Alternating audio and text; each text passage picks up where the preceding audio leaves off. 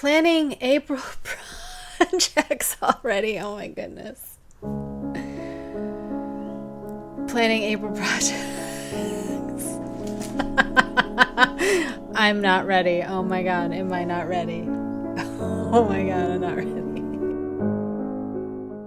Hi everybody, welcome to the show. This is episode 68 and I haven't really found a way to word what we're going to talk about tonight into a nice little snippet that can be put up in the title place. So I'm going to talk about how to more easily navigate indie designers. So when you're buying those, when you come across a pattern that you like and you don't know the designer, it's someone you've never heard of, and maybe it's on Etsy, maybe it's on Ravelry, maybe it's somewhere else, Lovecrafts, and someone that you're not familiar with. I'm gonna go over some ways to like red flags to look out for, and some other things. I'd like to compare indie designers to more traditionally published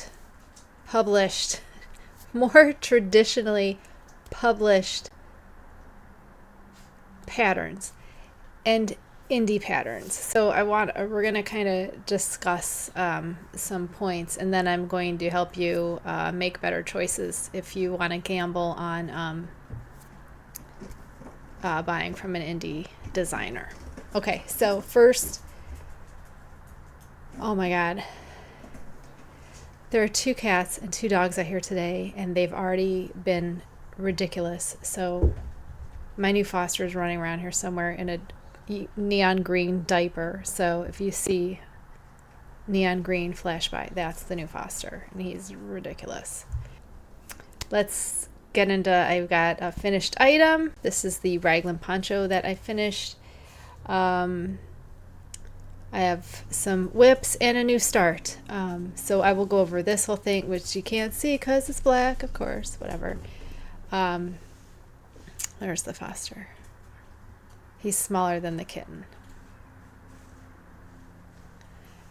Anyway, he's like full-on puppy, so I'm totally over it. So the first whip we have, the first whip we have is the top, and again, still going, still trudging along. We're still on the second ball. I still haven't even got to the third ball yet. This is taking forever. Actually, I don't think we have much left in here. Yeah, we should be on the third. I'll be on the third ball tonight.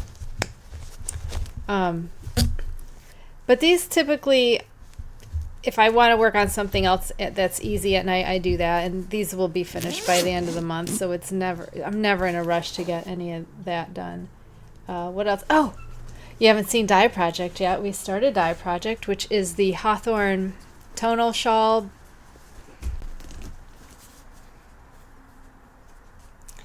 Probably should have done this before. It is the Hawthorne Tonal Shawl by Brianna K Designs. Now you have the option of buying an ad-free, I believe. Oh crap.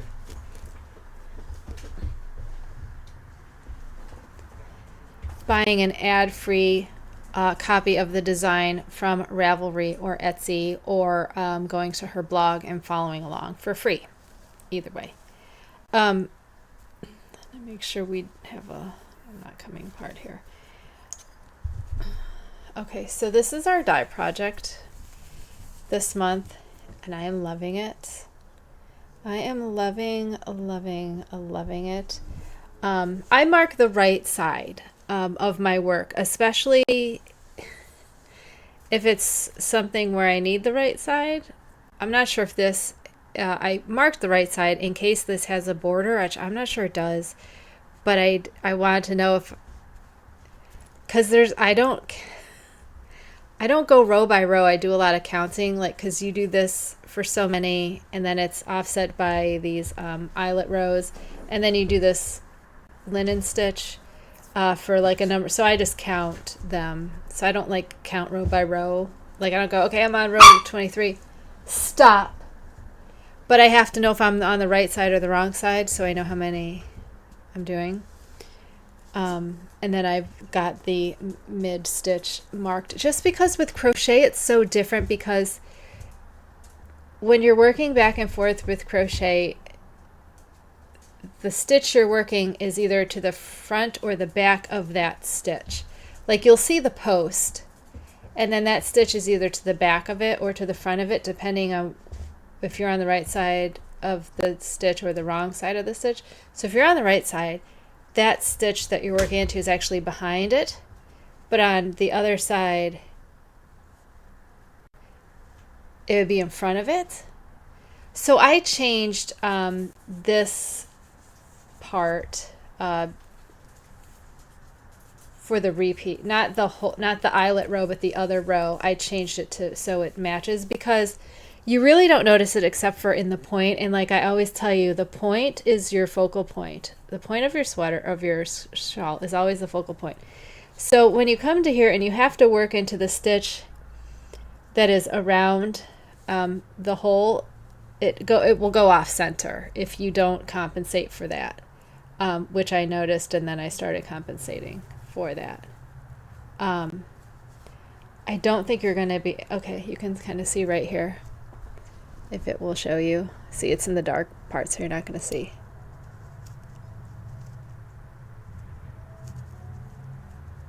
So right here in this hole, one side has one side looks like it has one, and then the other side looks like it has two, and it doesn't, but that's just how, because of where you have to put the stitch in.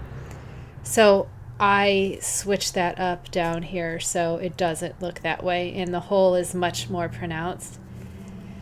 But I don't want to rip it back and redo, because I've had to, you cut your colors. Where is it? They're all cut.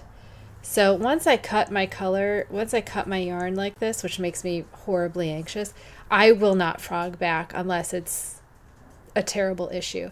And I don't cut this until I've done the next row and come back and made sure that everything is, then I cut. So because I have already cut, and no one's going to know but me, honestly, no one's going to know but me, but it's kind of killing me a little because I'm a perfectionist and I want it to be perfect. So the rest of the shawl will be done that way. So I've done, what, 2? I think it has 5 repeats, so we've only done 2 repeats. Well, I'm almost done with the second repeat. I have to do the eyelet and then the last row, and then we'll do another row of this.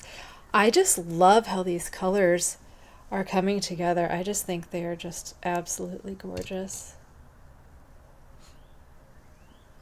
I so love it, and I love the texture too. I love that linen stitch. Is it linen stitch? I forgot. I made a blanket out of this that I just absolutely loved. It's such a nice, and it's easy to just keep going and to increase. It's just a very, very easy stitch to do, and it looks so much more complicated than it is. I'm really, really excited about this. Really love how this is coming along. The pattern's written okay. Like I said, if you watch my homemade versus handcrafted, which I went back and rewatched last night because I touched about some of this indie stuff in that episode. So if you want to watch that discussion along with what we're going to discuss today, it might some things might make more sense. You certainly don't have to. Obviously, as standalone, you don't have to rewatch. But if that kind of conversation interests you, you might want to take a look at that one. So my thing with homemade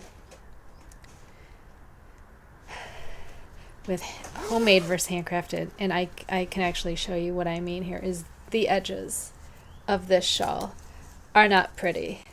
They're not pretty at all. They are loopy, and it's just knots, and it's not pretty. And with my shawls, like I said, and when we were talking about shawlography, you can factor in a selvage edge that makes it look nice. Stephen West typically does oh my gosh, what do you call it? The straps, oh my God.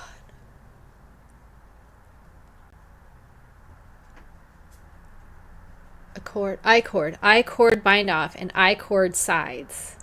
So that makes your work look more professional. It doesn't look like this.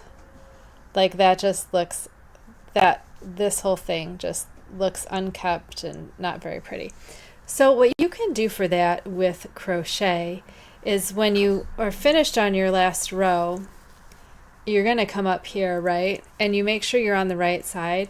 And you could do, actually you're going to want to go on this way so you're looking at the right side. And then you could slip stitch. You could, like what I would do is I would come after you're working, yeah, you come back, you'd work a right side. I would come back and do like a slip stitch or something around here. But you also don't want to mess with the stretching of, I mean, it's not very stretchy up here anyway, so it doesn't matter. So you could do single crochets, slip stitches, you know. Actually, if you did it on the reverse, you could do the reverse crab stitch, the reverse single crochet. And then you could come down and do another border if you wanted, some maybe shells or something decorative. But we're putting tassels on it, so I'm not sure I'm gonna bother with making something nice like crochet. I don't know of any way to make this look nice while you're doing it. It just looks that way.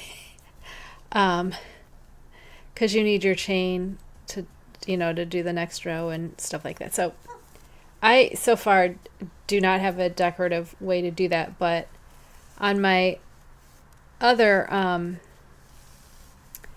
my knit stuff I do for sure. But I want to talk about the Raglan Poncho that why do I always say we, because it's just me here.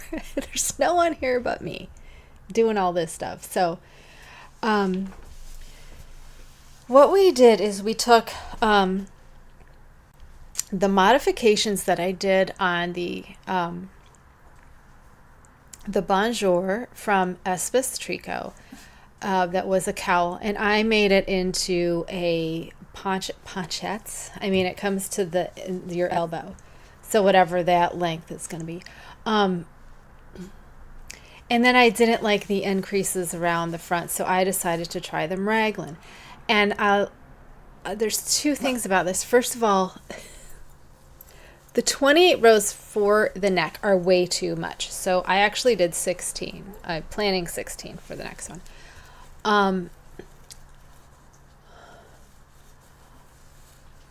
I love the fit through the shoulders and the front. I absolutely love this.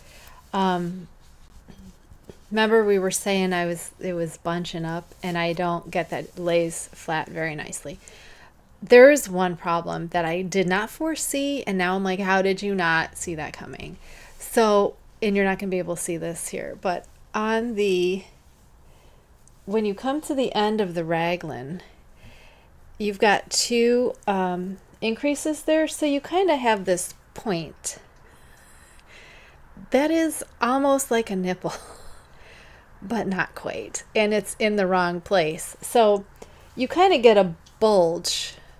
Do you see that? Like a bulge in the middle of, like, down through your arm. So I was like, okay, not going to be able to do Raglans because I can't block that out. And it's just because there are two increases being done right there. And I was thinking, well, we could ladder down and step down and do like one increase and then another increase. Hey, what are you eating? Come here. Thank you. Oh, you're disgusting. So that was a really good. He came right to me. He gave it to me. Good job, bud. Where are you? You want to see him? Come here. You want to meet the people? Let them see you. Come here. See how cute you are. This is my new foster. You can't see him because he's black. He's so cute. Hi, baby. He's like 4 pounds. The vet said 3.5, but I think I put a little weight on him since he's been here. He is a miniature poodle. He is super fun. Super fun. He likes to lick ears. He's super fun. All he does is play all the time. And he's not house trained because I think he's more puppy than they told me he was. And we all know how I feel about puppies, don't we? I hate puppies. They're the worst. Anyway. He's actually already adopted. He already has a family ready to adopt him, but they don't live here during the winter, and they're not coming until like the end of next month. So he has to stay here until then, and it's fine because I don't care. He's super cute, and I don't care. Where were we? Okay, so we have to do something about the Raglans. Like, that's not gonna do it. So I don't really want to go over what I did because, Bud, you're going to go inside if you don't. Sit down. Sit down. Sit down. There are plenty of toys to play with. Look, there's a toy. So, because I am counting this as a fail. This is a fail. See that?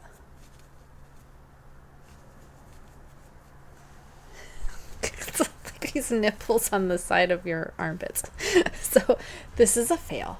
But I did learn something for when I do the sweater. I did do the 15% for the sleeves, and I like where it came down on me better.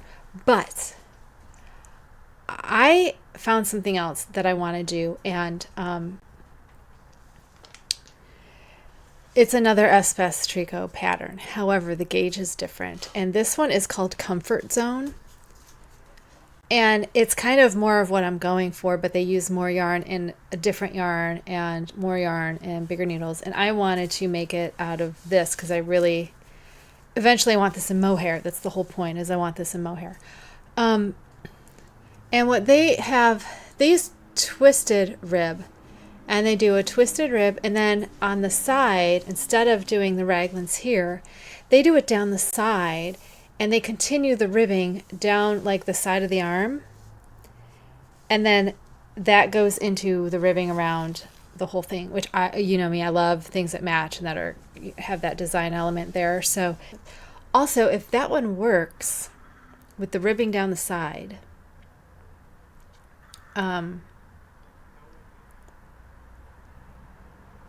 see, I was thinking we might do the raglan for the split arms, because I could split at the bottom of that raglan.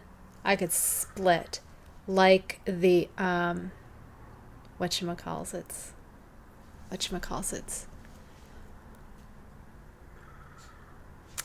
In that one, it had the cable. The cable came down and the cable split for the armholes. So I was thinking I would have to, you know, probably the 15 probably might not work. I don't know. I'm going to have to do more. But I was thinking that would be, but then that's really high up to split that high up when I really wanted to split at the arm, at the bend of the arm, so your arms could come out like this and you could still do things. The only problem is if you went to reach up for something, you know, I'm not sure. But this is not for stuff like that. This is for like if you're going out quickly to walk the dog. I wanted it for, I had to take the dog to the vet. And I wanted something I could just slip on and go. And that wasn't a big jacket, you know. So I have to do more thoughts about the design. But that's not coming till the fall anyway. So I have some time. And so I figured the more of these I am able to complete will give me a better idea of how I want to do that design.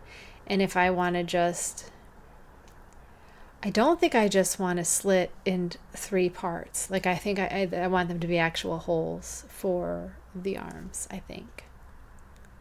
Still not entirely sure. Okay, so as I was saying, this and that are pretty similar. Like their end stitch count is almost the same. So I'm not quite sure, but their neck is more. So I'm probably just going to go with how I did this one and just change them to be off the ribbing. And I think the ribbing's going to come off and will be, which is something that this bothered me when the raglans weren't on knit stitches, some were on purl stitches, and because of the counting I couldn't fudge it, and so that irritates me just from a design standpoint. So this way, depending on how many stitches I do, I can make sure they're on knit stitches. And for the raglan increases, you can't see it, but what I like to do is here's what I do. For my marker, I just do like, okay, you knit to marker and you do a KFB before your marker, slip the marker, and then do a KFB after the marker. And what I love about that is that first stitch after the marker works like a slip stitch almost, and you have this pretty V detail going all the way down, and then you have the two back stitches on either side. So it's like pretty, and KFB is so easy. You don't have to worry about like if you did it or not, like, because I like to read my work. So my next round is, did I make a KFB or not?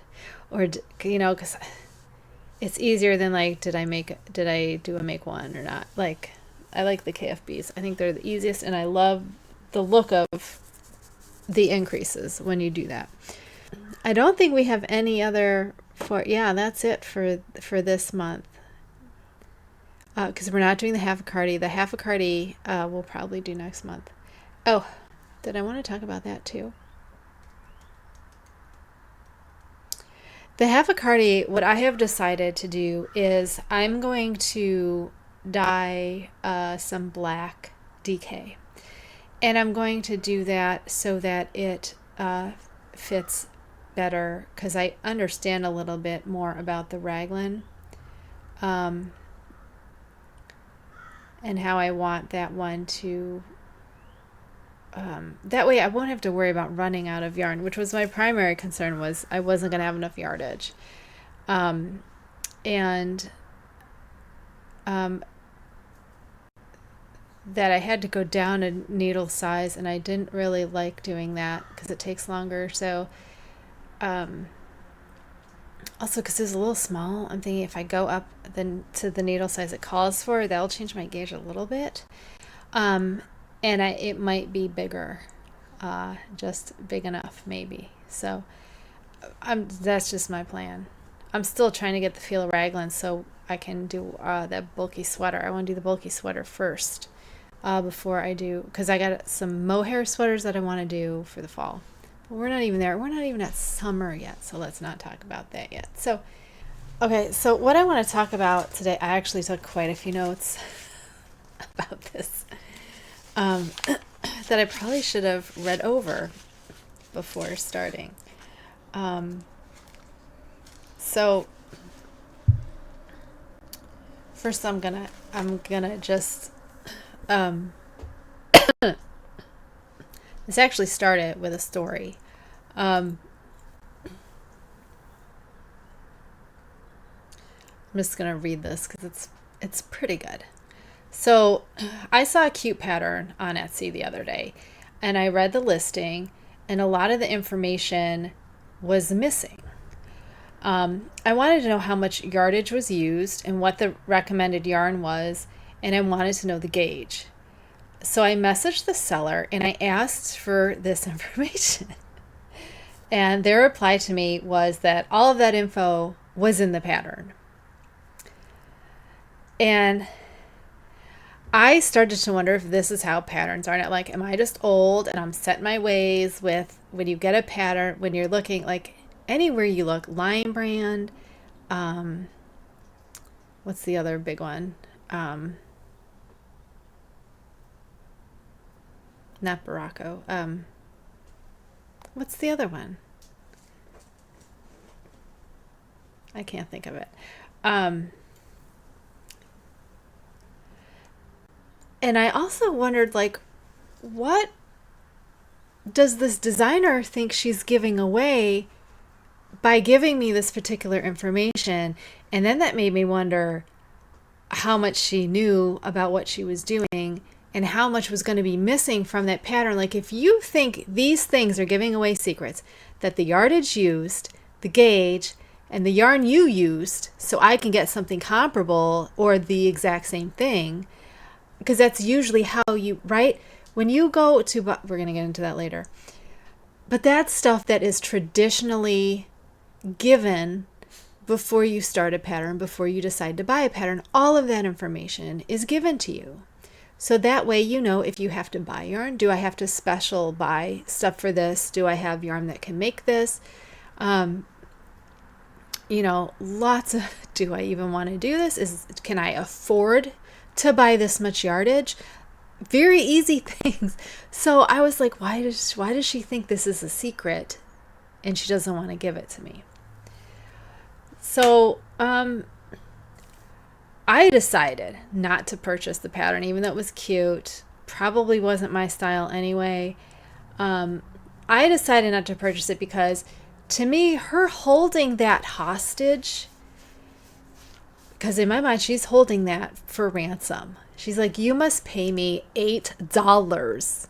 It was like $7.59 in order to get this. And I was like, if her understanding of patterns is that is valuable information that is only contained in the pattern and not something that your potential client needs in order to know if they want to make that pattern, if they can make that pattern.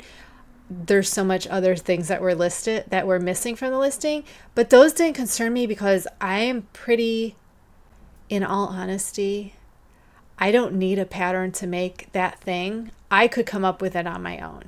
I am that advanced of a crocheter that I can look at things and know how they're constructed. And all I needed to know was the gauge I would have, which I would have to work out anyway, because of course she probably used some store-bought acrylic that I'm not going to use, and wool does not behave the same way as acrylic. So anytime that I'm making a pattern that was made with store-bought, yarn store acrylic, I know if I'm going to make it in wool, I'm going to have to make some changes to that to equate for the differences in how the fibers are, just how they wear, how acrylic, even when you do block it, you don't get a lot of stretch, where wool and other fibers, you block it, you might not know what stretch you're getting. So what I said, if this designer doesn't understand why this information is necessary before purchasing, then I have zero confidence that they know the basics of pattern writing, which is true. I had no confidence in her pattern writing abilities, because if you don't understand the basics, I have just zero confidence. So given that we are a global internet community and lots of patterns are available independently, I think we should discuss what to look for when purchasing and how to make safer choices so that you can actually buy a pattern that you can successfully use. Because, oh my God, I've bought a ton of patterns that I have bought patterns and messaged the designer because stuff was missing and never got a reply back. So I have wasted so much money on patterns that did not work, which is why now, before I buy a pattern, I gauge swatch, make sure I can make the gauge before I even bother buying it. Make sure I get gauge. So I thought we should talk about what info should be in a listing. Okay, so if you see, Ravelry is great at this, because Ravelry, their listings are pretty consistent with good designers. So what should be in the listing? Okay, sizes in inches and centimeters. So it should say what size it goes up to. If you see XS, S, M, if you see 1, 2, 3, that's great. Keep looking for where they give you actual inches because especially if you're on the small side like me, or if you're on a larger size, your size might not even be given, because I'm not even, we have talked about this before, I'm not even in women's sizes. Women's sizes start at a 4. I'm not a 4. I'm like a 2. So I can't, if it's just like a lot of women's sizes will start at like a 36 or a 38 bust size. And if that's the finished one and I want, that's going to fit my bust, but it's not going to fit me here. So typically I go down a size and then make adjustments for a larger bust. And like we've been noticing with my things, I have to adjust for. So these are things that you're going to know, so you know if you need to make adjustments or not, if it's going to fit you or not. So sizes listed in inches, the gauge. I want to see the gauge, and most of them will tell you. It's there. Ravelry has a spot in their listing right for a gauge. You can search by gauge. We know this. Also, stitches used. What stitches are you going to be using in this pattern? And that tells you whether or not you have the skill set needed to make this. What if it has short rows and you've never done short rows before? What if it calls for steeking? What if it calls for, I don't know, some weird thing that you've never heard of before? You can look it up and go, do I have, but it's terrible to get a pattern and then you don't even understand what it's asking you. Another thing that should have is the level of difficulty, which doesn't give you a lot of, I don't think that gives all that much help to me. I mean, I'll take a look at it, but it doesn't really mean much to me. Maybe because I don't understand it, but I'm not sure that is something standardized either, where you're going to know, like advanced beginner. What does that mean really? To me, it doesn't mean anything. I like to see the stitches used. Also, techniques used in the round, knit flats, short rows, etc., etc. So that's where steeking, stuff like that's going to come in. Those are the things I'm looking for. If it's something I haven't done but I want to do, this is something I have absolutely no interest in doing. This is something that is so far beyond my understanding, like helical knitting or the contiguous sleeves, if you don't know what those are. If it's something you don't like. What if it has raglan sleeves and I'm like, oh my God, I hate raglan sleeves. I want set-in sleeves. That would be helpful to know before, right? I mean, if you couldn't tell from the picture, right? Yardage used is a big one. And the recommended yarn, because that's going to, the recommended yarn I always look at, because I look at yardage to 100 grams. So I know what sort of yarn I can sub for if I don't want to buy that yarn, which I typically don't ever use the yarn that it calls for. I don't think I've ever used the yarn it calls for. So those are things that should be in the listing. And that's not giving away any secret of any of this stuff is not going to help you make that thing without the pattern. And I think that's what it comes down to. So now I want to talk about things that are in the pattern that are typically not in the listing, which is fine. Some of these things aren't. Your list of abbreviations for the stitches, that's going to be in the pattern. The listing should tell you what stitches are used, like knit, purl, yarn over, make one, whatever. Charts will be in the pattern. That's not something I expect to see in a listing. That's going to, like a secret, that's the secret sauce, right? That's the secret ingredient. Written instructions, row counts, stitch counts, those things. So if you have a written out that's row 1, row 2, row 3, and at the end you're going to see stitch counts. That is also the secret sauce, okay? What should also be in your pattern is a contact email. Put your email in there for pattern support. I don't know how many times I've looked for like where, when I had that the dragon horde design, whatever, the witchling sweater, and it had sport and DK listed, and I was like, why are these both listed? I could not find an email. I ended up messaging her on Ravelry and waiting like a week for her to come around to find it because I didn't know where to get a hold of her at. Put your contacts email in your pattern, because if I'm paying for your pattern, there better be some pattern support. And there is pattern support from places like Lion Brand and stuff like that. You can contact them for pattern support. Okay. Now, how to tell if an indie designer is legit. This is kind of hard. I'm going to throw around a couple names, and those names are DreaRenee Knits, who is Andrea Mowry, and Stephen West. Okay? Because those are probably the two biggest names of indie designers that I can think of. And I know Stephen West has some books out. I'm not sure if they're independently published or not. I have not looked into. I know he has a lot of books. But even beforehand, when his stuff was only available on his website and on Ravelry. This is why Ravelry is such a great source for us, for knitters and crocheters, in that you can go on to any of, let's just say, Stephen West's patterns. You can go on to any single one and see the project page, and there are going to be thousands of projects under that. So I can clearly say, without reservation, Stephen West is a safe bet for buying his patterns. Because even if you couldn't get pattern support with him, but I'm pretty sure you can, he's available everywhere. He also has videos.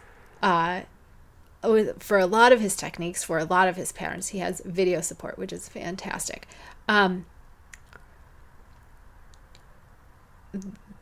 He's so well known and has such a fan base that you would not have trouble finding someone to help you. Like, you wouldn't have trouble finding someone to help you. Yeah, and the same goes with Andrea Mowry, DreaRenee Knits. She has so many people doing her designs that you would have no problem. They also have, I believe they both have Ravelry groups or some sort of group somewhere where you could ask other people for help. So even if they're not able to, because they are one person, it's not like Lion Brand where they got a lot of people. So I would be very confident buying from either of those two for those reasons. So when you are looking up a person, let's go with this person that I saw on Etsy. I saw the Etsy listing. So the very first thing I did was I checked her reviews, and there were not that many. There were not that many reviews, and two of them had problems with the sizing. One said that the hole for the neck for her head was too small. And well, that's a big red flag for me. That means you don't understand your gauge. So another one said that the picking up stitches was confusing. And I was like, oh, okay. So then I went to, I'm trying to think of yes, it is listed on Ravelry. So then I looked it up on Ravelry. It had one thing that was hers and one that wasn't hers. And then I looked, since it only had two projects, I went to the comments, and people were asking questions that went unanswered in the comments. And I was like, okay, yeah, that's like strike three. So what else? So, also go to their social media. If you can find their social media, Instagram, Facebook, Ravelry. If they have groups, at Ravelry groups that might have, you'll see how many like fans they have, how many people doing their patterns. Along with that, I would, if you can find them on Ravelry, like the person they are, I would check out their own work and see how good they are. Look at their other patterns. So go through, if you remember, we were talking about the half a Cardi. I went through and looked at her other patterns that she has for sale. Now, the half a Cardi was a free pattern. And I said, oh, it's free because she doesn't design sweaters. It's just something she made for herself that she whipped up and put it out there and said, here's like notes. And if you want to change it. Like, here is what I did. And that's fine. So what I also do, if I look through their other things, You can do this on Etsy too. If they're on Etsy, look at their other patterns that they have available. Did they make these a lot? Is this like a one-off thing that maybe didn't go so well? Like, look at what else they're designing. I also like to go to Ravelry or Etsy if there are pictures and see how well other people were able to execute this item. Does it look at all like the pictures that they give you of how great this looks? I mean, so there's so many times I look at something and it looks great like that. They have one picture that's like, it looks like a professional picture, looks great. And then you go through everyone's projects and none of them were able to complete it to where it looks remotely like that picture. That's another red flag. Go through any free patterns that they have available. Read through them because that's going to give you a good indication of what their paid pattern looks like, okay? Because my free patterns, I have like a bunch of free patterns. I have one paid pattern, and that's because I had to make a video to go along with it. And I hated having to make a video because it's hard to set up your camera and to be doing stuff on camera. It's very, very hard. And I'm not set up for that. So that was a pain for me to do. And it's still only $2.99 because I'm not a giant pattern designer. That's another red flag. If you see this person that has no following, no groups, no fans, no nothing, like they should have a Facebook group. If they're huge, they should have a Facebook group. They should have a Ravelry group. They should have an established meeting place for fans to get support from other fans. Okay. So if there's nothing and, like me, let's take me as an example. I've got half a dozen patterns up, I think. I've got a bunch of shawls and then I have some crochet stuff from before. I would not feel comfortable. I would not feel comfortable putting out an $8 pattern. And here's why. Because I'm not an established independent designer. I'm not Stephen West. I'm not Andrea Mowry. If you want to start off selling your patterns, you have to start with like a $2.99 pattern. I'm sorry. You can't start out with $8 and have absolutely no reputation behind you. That's my other big red flag. If they want to ask for $8 right off the top and there's no support, there's no groups, they're virtually unknown, they have no social media footprint, I'm not doing it. I'm just not. You offer your patterns until you offer them for what the market will bear. This is my homemade versus handcrafted, right? You don't have the experience necessary if you have one or two patterns, you don't have the experience necessary to ask for $8 a pattern unless your patterns have already been published in publications so that you know, like if you've had patterns published in Knitting Vogue or Pom Mag or the million other knitting magazines, like something that is professional, edited, and widely distributed, then I would feel comfortable buying if they only had one or two patterns at like an $8 price point. I would have no problem then because I can already go, they already have that base there. But if this is someone that is unknown, has no experience anywhere, I would not pay $8. I might pay 99 cents. I might pay $1.99. But until you have that body of work to speak for itself, that you have Stephen West type of numbers, you have Andrea Mowry type of numbers. I don't know them well enough to know that they're not.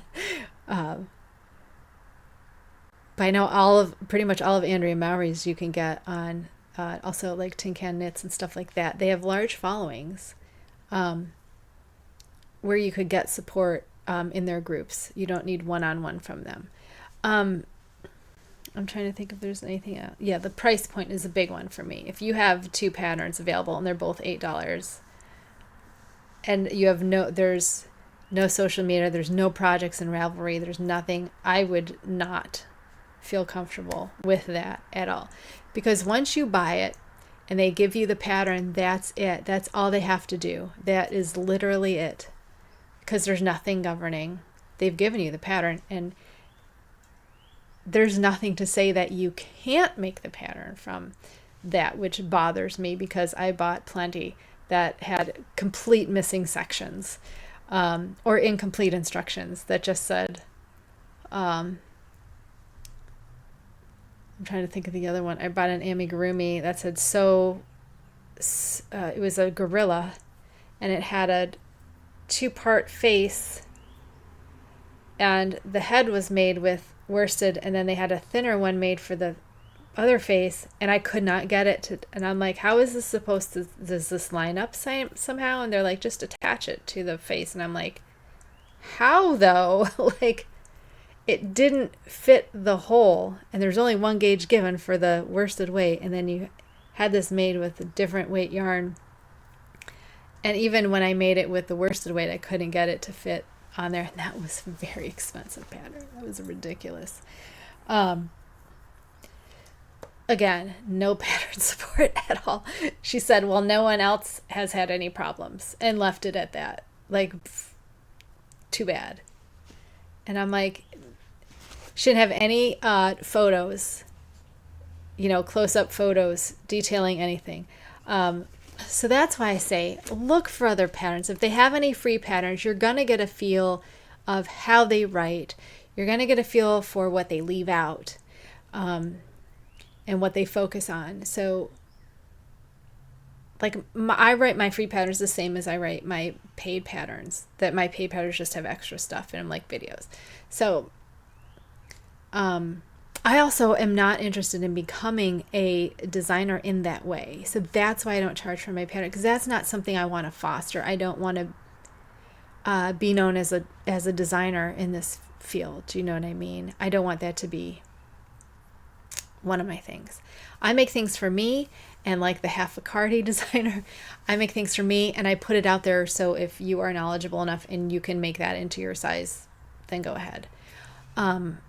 So that's the difference, I guess, is that I'm not trying to be that. I'm not representing myself as that. And that's why I will never charge $8 for a pattern, because you're never going to get a pattern that's worth $8 from me. Whereas Stephen West, Andrea Mowry, you're going to get a pattern worth it from them. So I'm trying to think if there's anything I've left out. There's so much information when you're trying to go through this. I was just shocked that it was someone unknown was $8 a pattern. I'm like, wow. I'm not saying it's not worth paying $8 a pattern, but if we're talking about trying to not waste your money, not get taken advantage of from people that, I don't think these are bad people. I don't think this person selling this thing on Etsy, this pattern on Etsy that I consider to buy, I don't think she's a bad person. I think she is inexperienced, and I don't think she's part of the community. Because I even hashtag her thing, and there were not that many. And I'm like, if you're trying to make it, and I think that's the wrong way to go about it. I think you need to acknowledge that you're small and start small and get bigger and bigger. And I don't know, maybe get some testers, because I know like the big Aro is always testing for people that she's excited to test, so she knows about them. So I think what's the hardest part in this community is finding your people.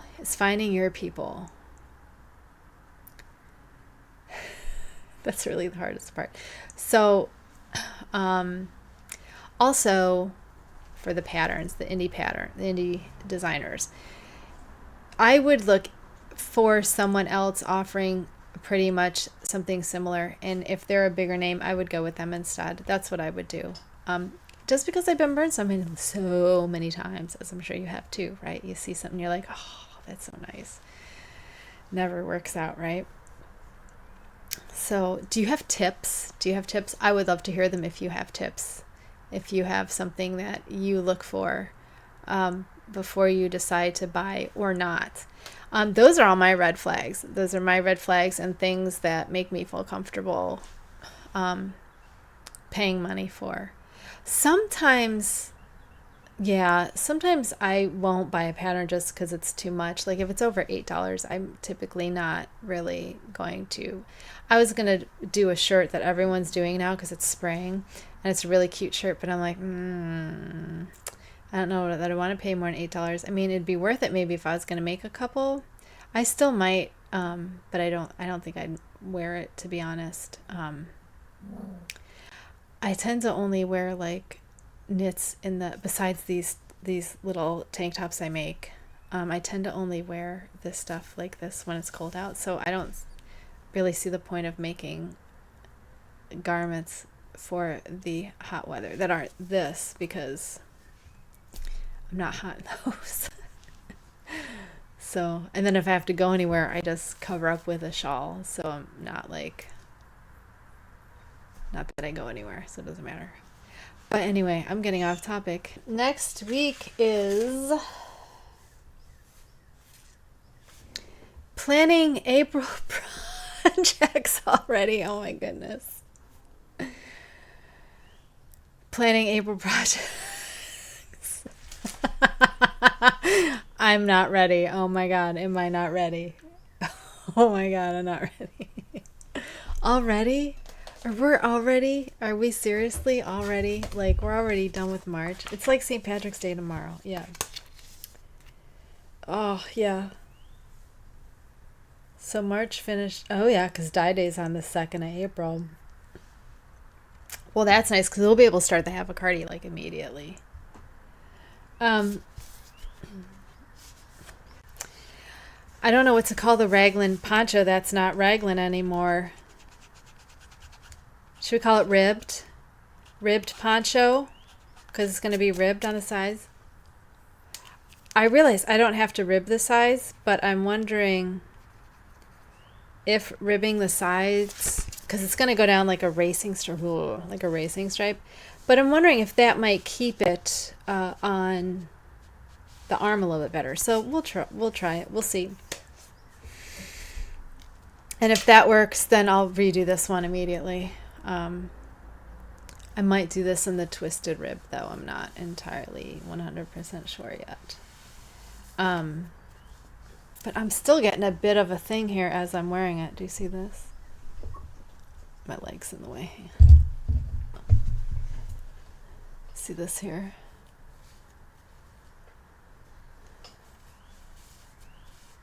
I don't know how to... Maybe I just need to block it, but these are terribly difficult to block. I don't know how to block something like this. The next one I assume I'll lay flat and maybe block the neck better, because I did not block this one well at all. I just zhuzhed it and laid it out, so I'll do a better job at the next one. Well, the next one's alpaca, so that's not going to do anything. If you know about this twisted rib, do you think I'm right at staying at the same needles that I did for the body, so it comes out a little bit? Because I read that someone said that you don't get this jump from, you get this jump, right? You got this, yeah, my tops. You got a jump from the ribbing to the stocking net. So I was hoping to undo that. And I mean, if you roll it under or roll it over, you can hide that bump. But I don't like having that much there. It's like, anyway, cut that out. So, I guess we'll see you next week for planning April, which now I gotta go do that. I think April's the last of my spring, right? Then, yeah, April's the last of the spring stuff, and then we're into summer wear. But then we're that much closer to sweater weather, which I really want to get going on that. Get some sweaters made this year. That's my main goal of this year, is getting some sweaters made. Okay, so take care of yourselves. I'll see you next week. Goodbye.